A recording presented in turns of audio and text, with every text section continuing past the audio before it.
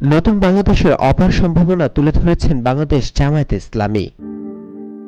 রাজধানীর একটি ৫ তারকা হোটেলে জাঁকজমকপূর্ণ আয়োজনে জামায়াতে আমির ডক্টর শফিকুর রহমান জানালেন সেই নতুন দিগন্তের কথা। নতুন বাংলাদেশের এই সম্ভাবনাকে কাজে লাগিয়ে ইউরোপের সাথে আমাদের দেশের সম্পর্ককে ঘনিষ্ঠ করা, আমাদের সম্পর্ককে সামনের দিকে এগিয়ে নেওয়া এবং অনন্য একটা উচ্চতায় পৌঁছানোর জন্য বিরামহীন চেষ্টা চালানো।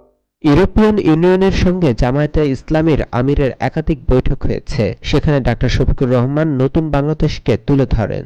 বিপুল সংখ্যক জনশক্তি রয়েছে, তাদেরকে আমরা আহ্বান করেছি যে তারা যেন আমাদের দেশে এসে ইনভেস্ট করে।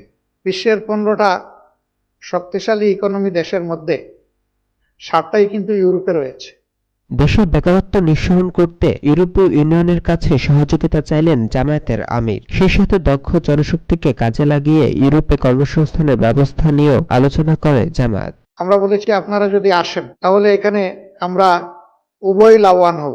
আপনারা ব্যবসায়িক দিক থেকে লাভবান হবেন এই কারণে যে আমাদের দেশে দক্ষ এবং অদক্ষ শ্রমিক পাওয়া খুবই সহজ এবং এটা তুলনামূলকভাবে less expensive.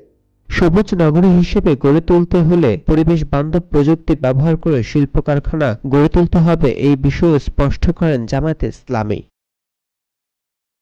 Ismail Sardar, news network Bangladesh, Dhaka.